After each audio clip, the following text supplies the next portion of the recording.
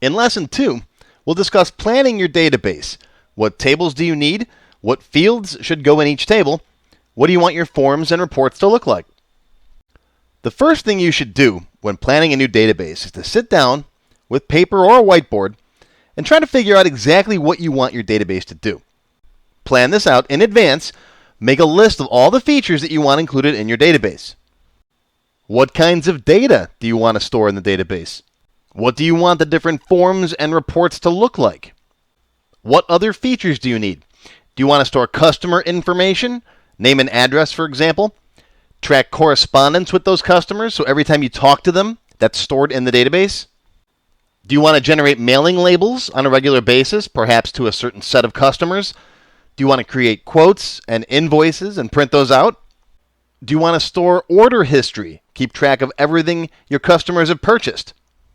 Do you want to track employee timesheets, clocking them in, clocking them out, calculating the number of hours they've worked in a week, and so on? Do you want to maintain a product inventory so you know how much of each unit you have on the shelf? Do you want basic accounting features, accounts payable, accounts receivable, all that stuff? These are all things you should write down before you even start building your database in Access. You should know exactly what you want the database to do and have a roadmap. Now, once you've figured out what you want your database to do, write down the types of tables you think you'll need. Remember, all of the data in your database will be stored in one or more tables. I like to use index cards, one for each table. If you want to use sheets of paper, that's fine too. You want all of one kind of information in the same table. For example, all the information about your customers go in the customers table. All of the information about the orders they place go in an orders table. You wouldn't put order information in the customer table. And generally, you don't put customer information in the orders table, although there are some exceptions. I'm going to track employees and products in their own separate tables. Employees and products are two completely different things, so they each get their own table. Later on, we're going to learn how to relate these tables together. For example, customers can place orders so they can be related to each other. But they're completely different things. Customers and employees, although they represent people, and you could certainly store them that way if you wanted to, for the purposes of a beginner database, we'll put them in separate tables. You generally get different kinds of information about employees than you would for customers. So for my beginner lessons, I like to separate them. Later on in the more advanced lessons, we can put them together because they're both types of people. We'll just have a category on the person table so we can track which ones are employees and which ones are customers. But that's more advanced. We'll get to that later on. Customers can actually place multiple orders. So you would not want to store order information in the customer table because you wouldn't know how many orders each customer would place. The customer could have one order, could have 500 orders. So that information goes in separate tables. We're going to talk a lot more later on about relating tables together. For now, just remember, each type of information goes in its own separate table. People ask me all the time, well, how do I know what tables to make? How do I know which fields go in with tables? It's just a matter of experience. You've got to see some examples to know the right way to do it. And that's what I'm going to show you. Now that you've got an index card for each table that's going in your database, take each index card, for example, customers, and write down a list of all the fields or types of data that you want to store in that table. Remember, each specific bit of information is considered a field. If we were making an Excel spreadsheet, which more people are familiar with, each field would be a column of data. So for example, my customers table, I've got basic information like first name, last name. You can put middle name and all that stuff in there too if you want that. I've got address, city, state, postal code or zip code if you prefer, phone, fax if you still use fax numbers. I've got a mailing list field which indicates whether or not this customer's on my mailing list. You might have people that you don't want to send your newsletter to, for example. Customer sense will be a date field, so I know how long this person has been a customer. I've got their credit limit to store a currency value, right? What's their maximum credit limit? And then finally, I've got their email address and some notes. I put a notes field in just about every table. Now, make sure you're as specific as you think you're going to need when setting up your fields. It's easier to put two fields together later, something called concatenation, than it is to try and split them apart. For example, if I just had one field called customer name, and later on I want to send out a mailing that says Dear John, and the customer name field says John Smith, now I've got to figure out how to split that apart into two fields. So do that up front. It's easier to type in John and then in the last name field put in Smith than to try and pull that apart later. Address, for example, is another one. Address, city, state, zip code is usually enough for most of my clients. But I have built databases for companies before that do heavy mailing lists, and they want to split the address field up. You got the number of the building on the street. You've got the street name, like Maine, right? Then you've got the type. Is it a street? Is it a drive? Is it an avenue? Some mailing list companies like to split all that up. Some other companies like address 1 and address 2. Address 2 could be like a suite number. This is completely up to you. Some companies want a zip and a zip plus 4. Again, your decision. Decide that now. Be consistent. Just remember, if you ever think there's a possibility in the future that you're going to want it separated, separate it now. Be as specific as possible, but don't go overboard, of course. Now, one thing you'll notice is that I didn't use any spaces in my field names or my table names. First name, for example, is capital F first, no space, capital N, name. Okay, mailing list, capital M, capital L, no space. In my 20 plus years of building databases, I've discovered that it's much, much easier later on if your field names and your table names and your query names don't have spaces in them. When we start getting into Visual Basic programming and macros and all that stuff, spaces can cause problems. Trust me, don't use spaces. I will explain a lot more about this in future lessons.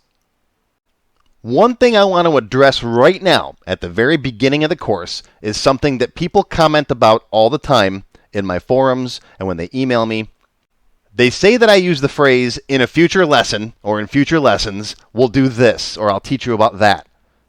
It's almost a complaint, like people think I'm intentionally withholding information so I could sell more classes. No, that's not the case at all. But just like the analogy, you have to learn how to walk before you can learn how to run. It's the same with learning how to use computers, or any education for that matter. You can't just jump into calculus without understanding basic arithmetic and algebra. So when I tell you I'll teach you more about proper naming conventions for tables and for fields in future lessons, we'll cover it when we get to it. I can't teach you everything all at once up front. I wish I could. I wish I could just plug your brain into my computer and download all this information right into your head. But it doesn't work that way. So when I say we'll cover it in a future lesson, trust me, that usually means I'm going to give you a little bit of information now just to satisfy your curiosity, but we'll go over the details when it's appropriate. If you really want to learn something, when I say we'll learn about it in a future lesson, I've probably already covered it because I've done this course before in earlier versions of Access. So if you really want to learn it, like if I mentioned something about queries, oh yeah, go to my website, search for the topic, and you'll find it. I'm only holding back because I know the proper way to teach this. I've been teaching Access for almost 30 years. So just trust me when I say we'll get to it in a future lesson. Now back to designing our tables. Only put customer information in the customer table. You'll notice I don't have any information about this customer's orders in the customer table. I've seen people try to build databases like this, where in the customer table, they've got order information. Order amount 1, order amount 2, order amount 3, and so on. Where does it end? How many order fields are you going to put in the table? Hopefully, you're going to want your customer to have hundreds of orders, so it doesn't make sense to store that information in the customer table. Right now, this customer is limited to only 3 orders, and that's bad database design. It's a subject called database normalization, which I have whole lessons on, and again, we'll get to that in a future lesson.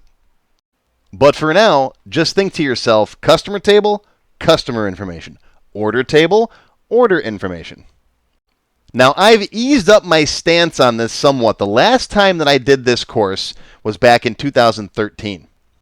And it's now 2021. So I've eased up on this a little bit for only some things. For example, I used to say if you've got multiple phone numbers or multiple email addresses or multiple physical addresses, put them in a separate table.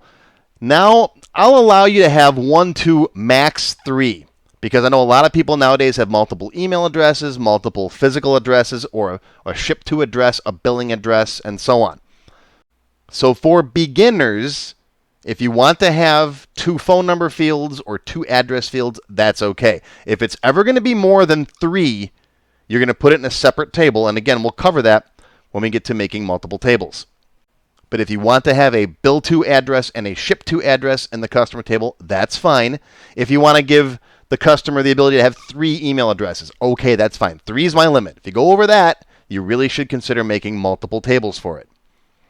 So set up a separate order table to put the order information in. Here I've got an order table, right? An order date, sales rep, that could be an employee, right? The order total, the sales tax collected, whether it was delivered or not, and so on. All the information about each order will go in the orders table.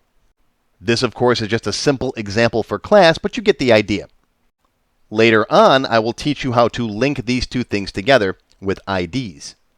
Each customer will be assigned a customer ID, each order will have an order ID, and we'll link them together using that customer ID, right? Each order will have a customer ID associated with it, so we know which customer placed the order. I will spend lots and lots of time on relationships, a very, very important concept in Access. I devote whole lessons to it, and we will get to that eventually. So with this setup, you can have an unlimited number of customers within reason. You can have an unlimited number of orders for each customer. You aren't storing order information in the customer table. That's bad.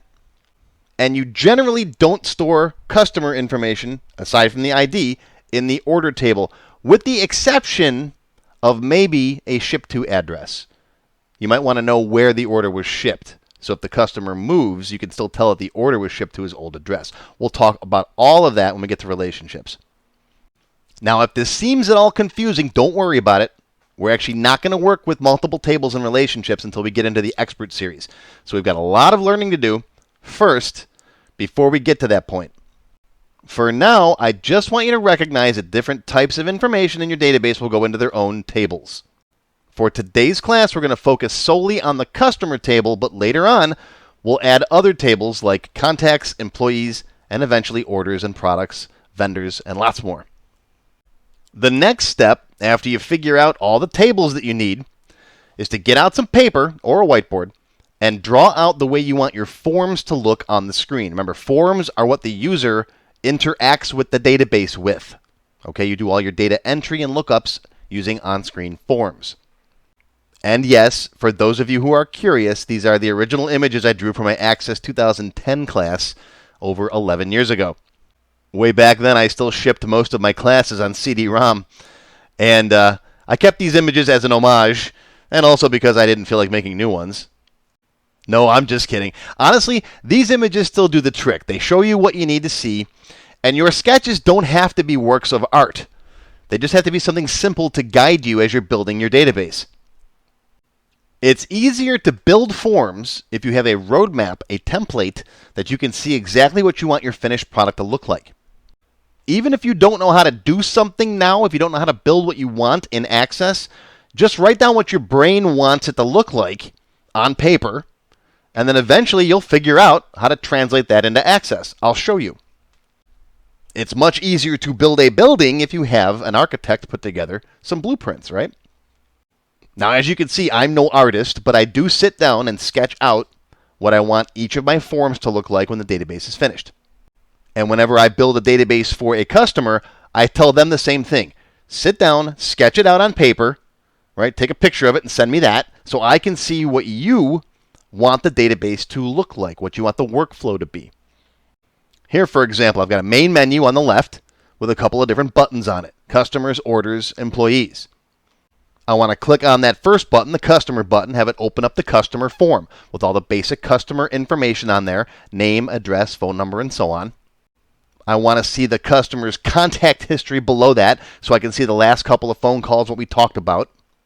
And I want to see the customer's picture over on the right. Now, at this point, you might not have any clue how to set this up, but that's what you want it to look like for your business, for your workflow. We'll get there as far as translating all that into Access. It's not that tough.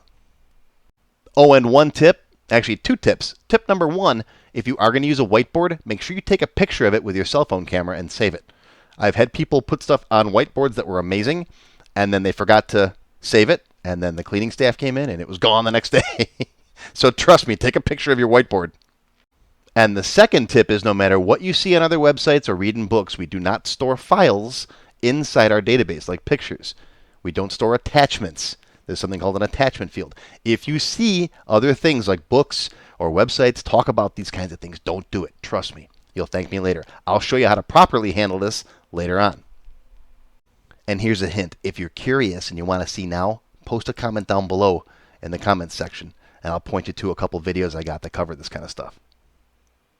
Part of the beauty of having done this course 3 or 4 times over the past 20 years is that by now I've got a lot of these videos already made.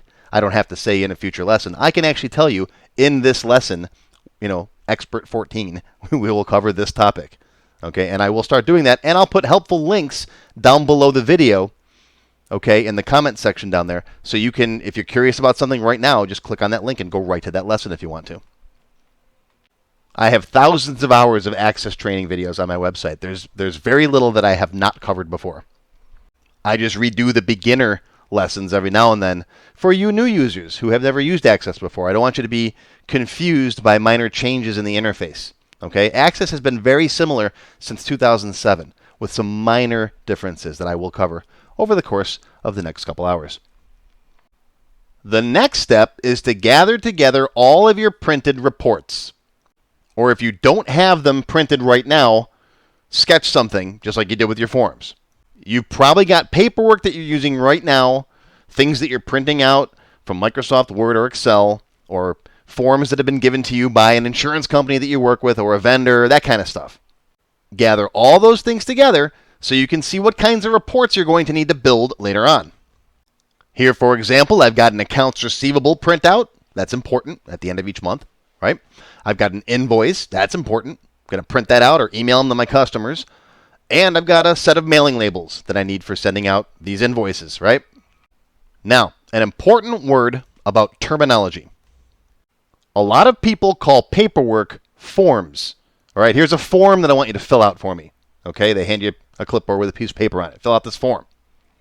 Remember, in database terminology, a form is something we're going to use to work with on the screen, whereas a report is something that is generally designed to be printed out or saved as a PDF file, for example, or emailed. All right, but they're generally formatted for printout. Think forms, screen, reports, print. You're going to do all of your work on the screen, looking up data, entering invoices, typing in customer stuff, that kind of stuff, in forms. And when you want to print out an invoice or print out mailing labels, that's going to be reports. Can you go the other way? Can you print out a form? Sure. Can you view a report on the screen? Of course. You can do a print preview and see what it's going to look like. But generally, forms for the screen, reports for printing or emailing. Or if you still happen to be living in 1992, faxing. So get all your current printed paperwork together, put it all in a folder, right? This will make it easy when it comes time to build reports later, so you've got all your stuff in one place. You don't got to go hunting around for all the different reports. Speaking as a contract developer, when I used to build databases full-time for other clients, one of the tough things was that they would say, okay, I want the database to do this and this and this and this, and I'd build them a database that had maybe 10 forms and some menus and whatever. And they'd say, yeah, I need invoicing and I need accounts receivable. Okay, great. I'd put those reports together. Then when the database was all done, they'd be like, well, I need this report and that report, and give me like 20 different reports that they want to generate. And that can sometimes take longer than building the database itself. So definitely take that into consideration when you're building your database, whether it's for you or for your company or if you're building it for someone as a client. Reports can be time consuming, trust me. The bottom line here, folks, is to plan ahead. Don't just get crazy and start jumping into Access and think you're going to build your final company database right now. In fact, one thing I'm going to tell you is while you're learning Access, at least for the next couple of classes, I don't want you to work on your actual company database, your project that you have planned at all. I want you to build the sample examples that I have for you in class. You will learn better. Follow along with me. Build my database. Don't try to apply it to what you're doing, because this is a teaching exercise, and I guarantee you between now and the time you finish the class, you're going to learn all kinds of new stuff, and you're going to scratch what you've built and start over 3 times. I've done it myself. A complex database takes a lot of planning. And you don't want to be almost finished with your database and then realize, oh, I forgot to put this in. So now you got to go back and put it in your table, which means you got to update your queries and add it to all your forms, then add it to the reports. So try to get this stuff on paper as much as you can up front. I know it's impossible to think of everything up front, and yes, you can certainly add things on the fly as you're going, but the more you plan ahead, the more time you will save later. At least figure out all the tables you're going to need, what you want all your forms to look like, all the reports that you need. Don't worry too much about queries. We usually build queries to support a form or to support a report. Okay, we'll talk about queries a little bit later.